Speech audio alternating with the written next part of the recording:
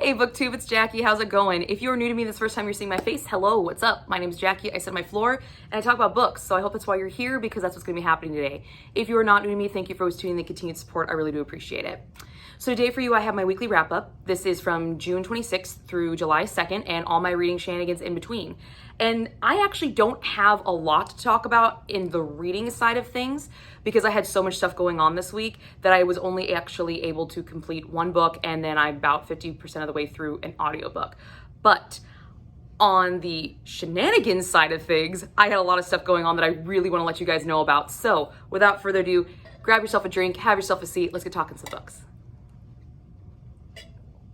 Okay, so the first book I completed this week was The Game of Retribution by Scarlett St. Clair. This was a highly anticipated release for me. It released May 31st, and this is the second installment to the Hades saga.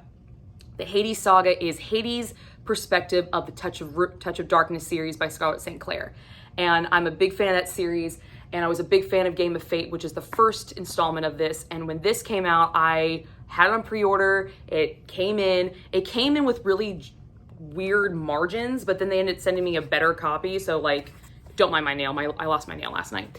Now that the margins are fine, but when I originally got the book, like all the text was just in that section. It was really, really weird, but I got a new copy and it's fine now. And this thing was 5 stars. I knew going in, this was gonna be 5 stars because Touch of Ruin was 5 stars for me. And I loved Hades in that book, even though we don't really get a lot of him in that book because that is Persephone's perspective.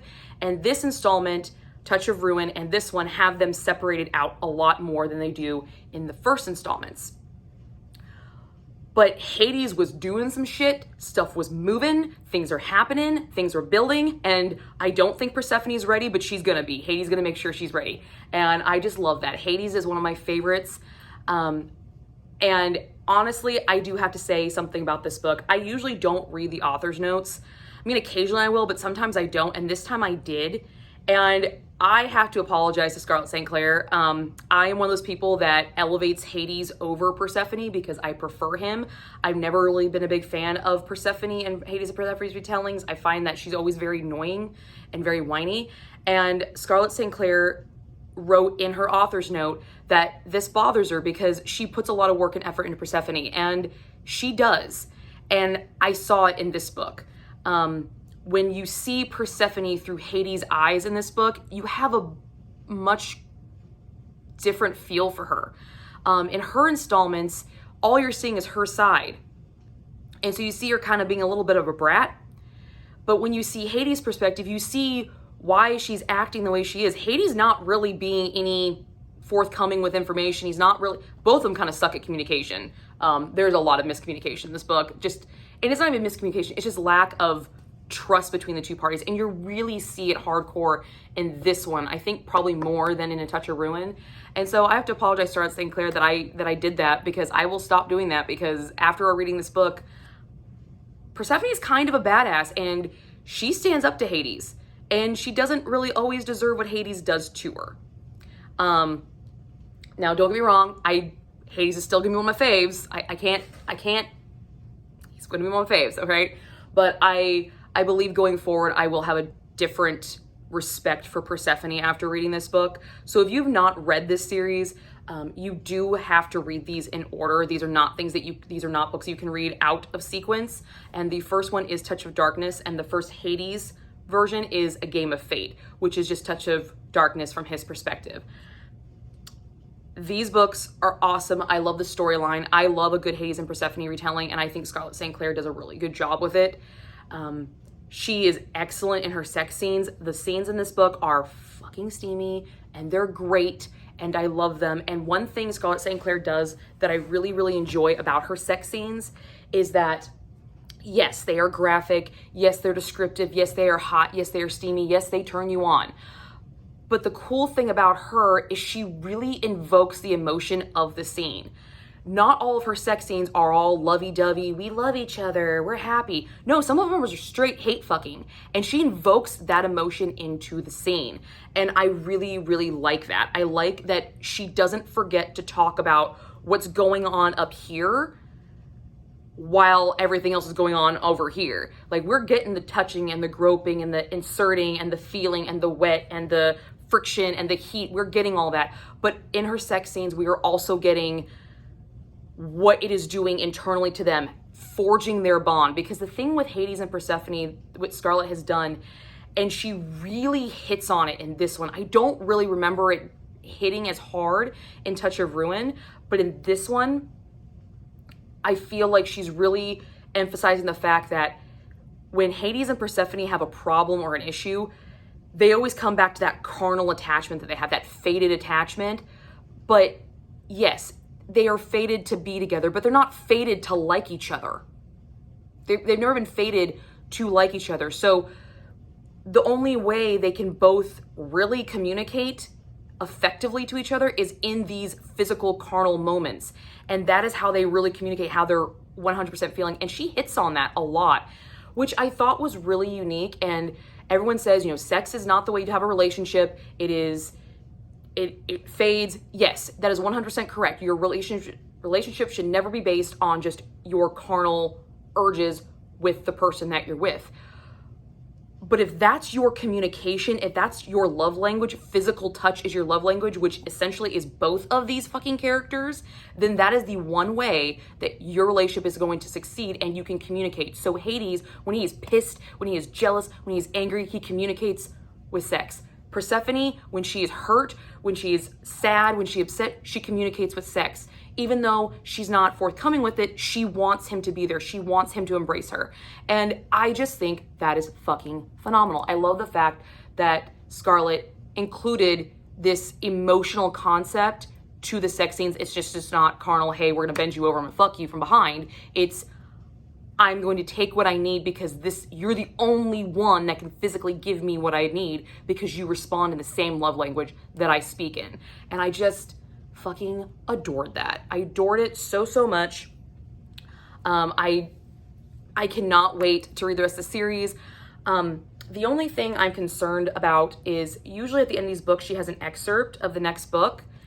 Her excerpt in this book is Touch of Chaos, which is I believe the last installment of the Touch of Darkness series. So I don't know if we're gonna get a Hades perspective of Touch of Malice. And in her author's note, she said that this one was really difficult to write. It was very difficult to write, but I'm so happy that she did it. And I really hope she changes her mind and writes Hades' perspective of Touch of Malice, because I love when authors give me the other side of the story. A lot of people don't like reading the same thing over just from a different perspective.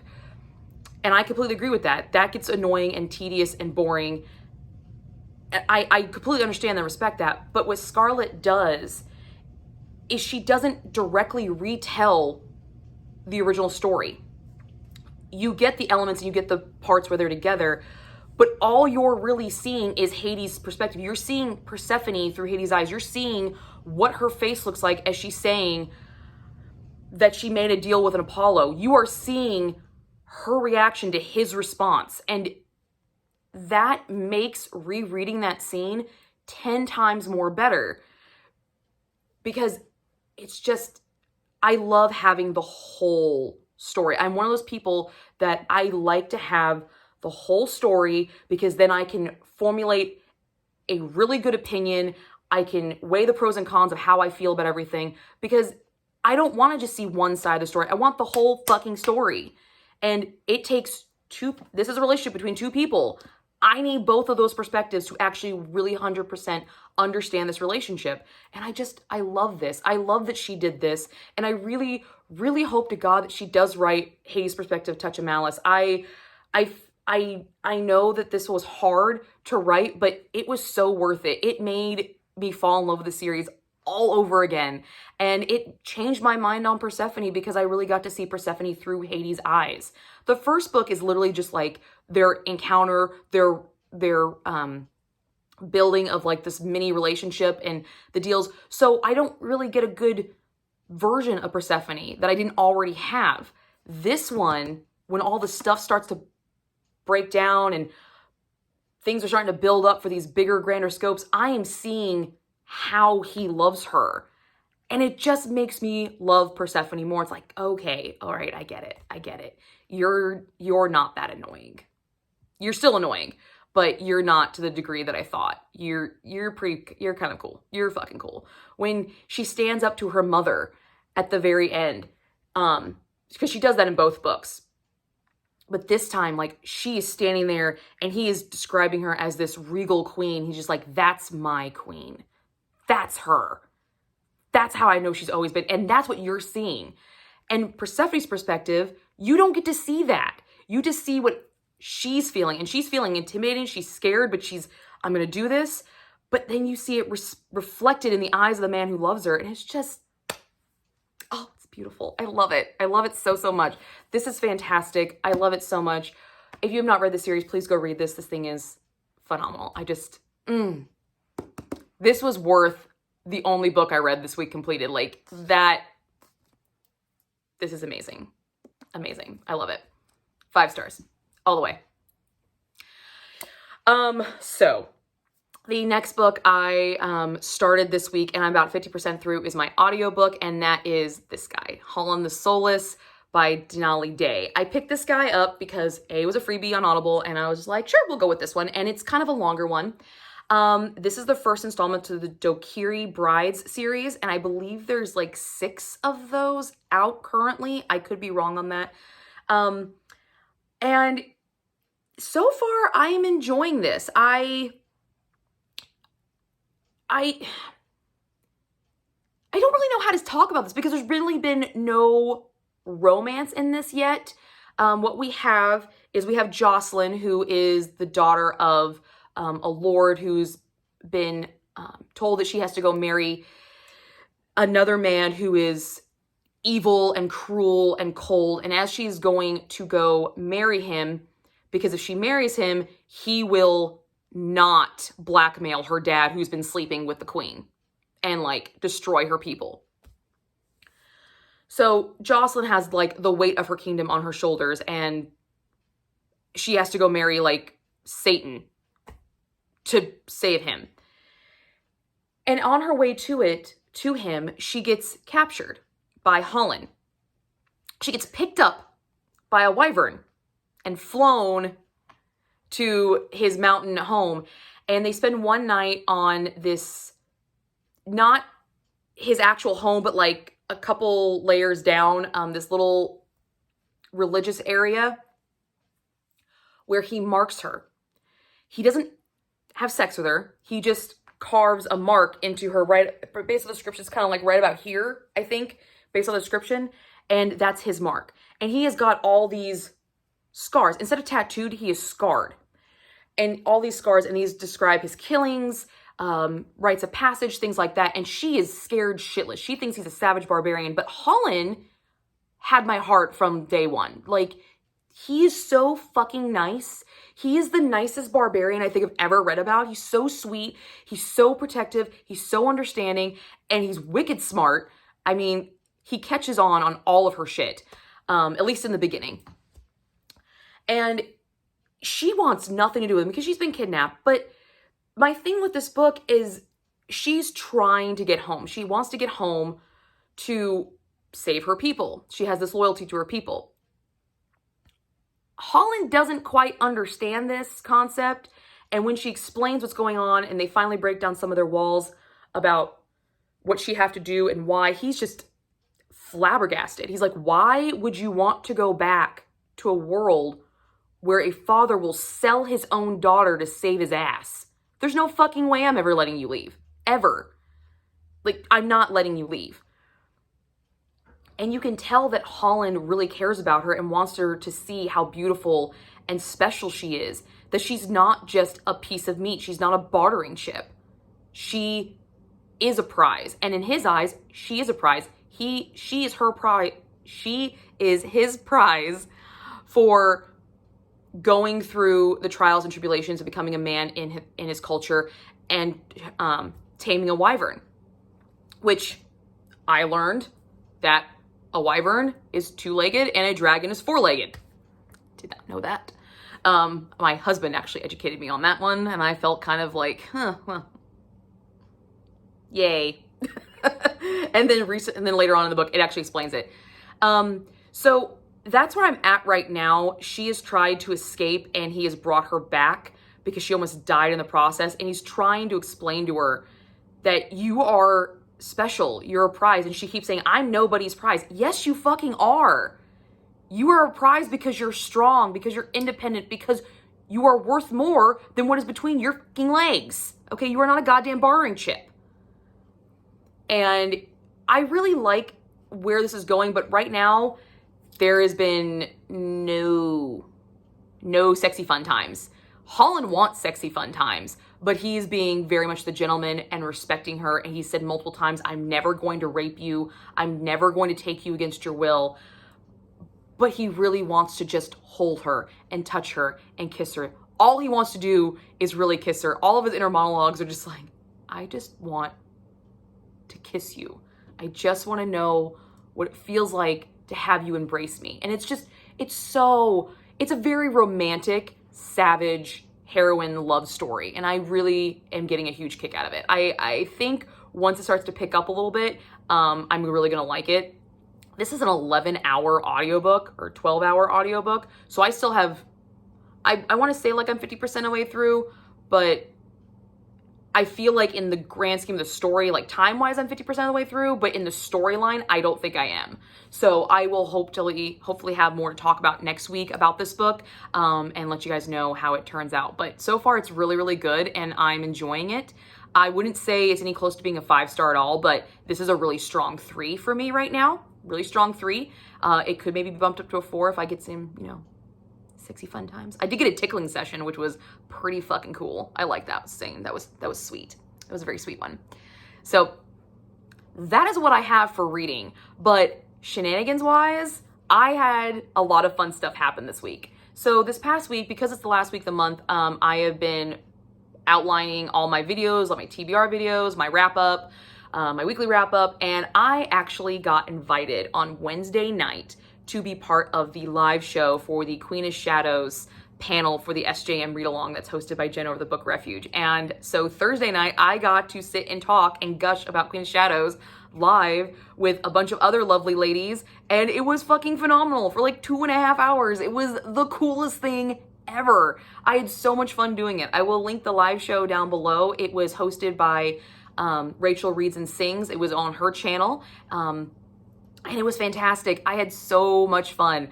I got so much more about Queen of Shadows that I didn't even catch after that panel, because I was representing the newbies. I was one of the ones representing the newbies who's never read a Throne of Glass series before. So having the senior guys, the senior ladies, talk about their experiences with it and kind of know what's come down the pike, I am just, I'm so pumped for the next installment. I'm so ready for it because of that. And I can't wait. And that was the highlight of my week. When my husband came home Wednesday night, I jumped up and down. I'm like, you're never gonna guess what happened. I was so excited. I was like fangirling for a second. And then I was super nervous like all day because I wanted to make sure that I was sounding smart and I didn't sound stupid. And I had a blast. And the girls were fucking phenomenal. They were so cool to hang out with.